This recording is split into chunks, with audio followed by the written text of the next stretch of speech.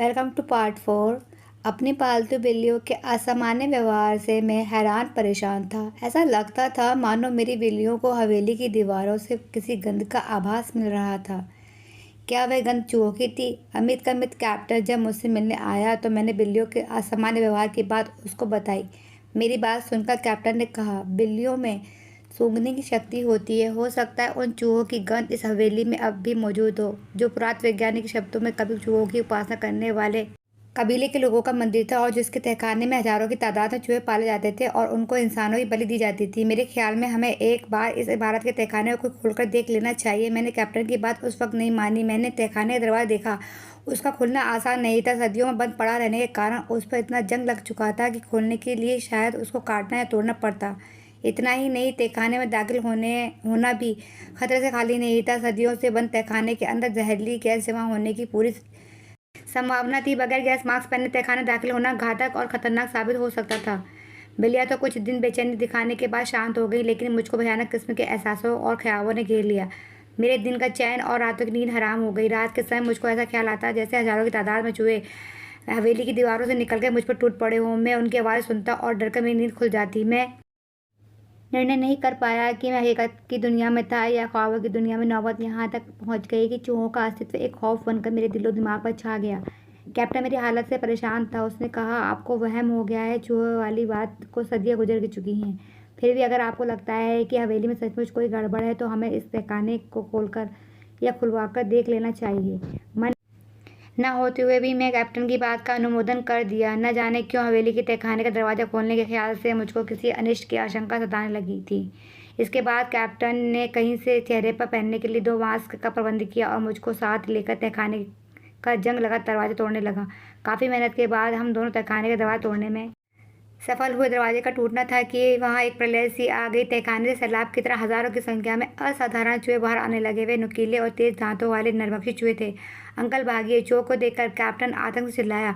मैं बदहवास सा अपनी जान बचाने के लिए हवेली से बाहर को भागा।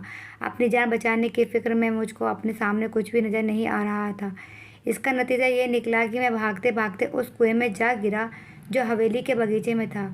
कुएं में पानी तो था, मगर बहुत ज़्यादा नहीं था। उसमें गिरने से मुझको गंभीर चोटें आईं। कुएं में गिरना मेरे लिए अच्छा ही साबित हुआ।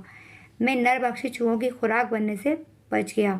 काफ़ी देर तक मैं कुएं के अंदर ही पड़ा रहा। इसके बाद जब चीख पुकार की आवाज़ समाप्त हो गई तो साहस करके मैं कुएं की दीवार के साथ लटक रही जंजीर का सहारा लेकर बाहर निकल आया।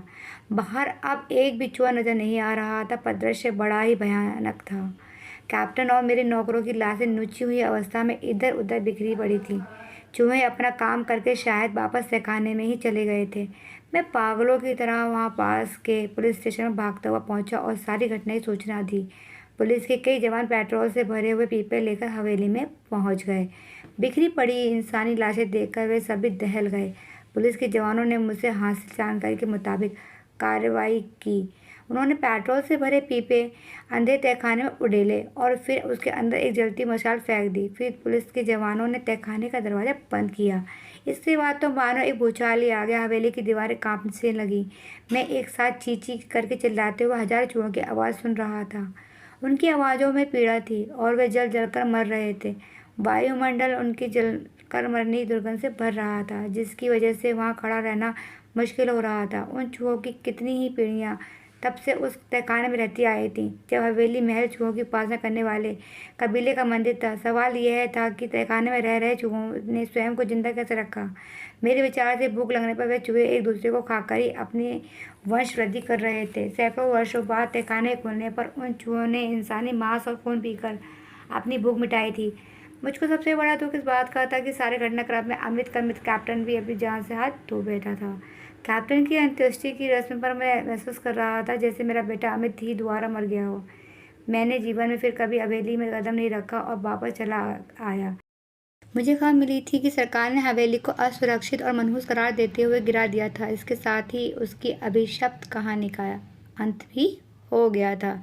शायना दिल की बात एपिसोड 1, 2 और 3 का लिंक डिस्क्रिप्शन में दिया है। ऐसी रहस्यमय और रोमांचक कहानियों के लिए मेरे चैनल को सब्सक्राइब एंड लाइक करें प्लीज़, और मुझे सपोर्ट करें।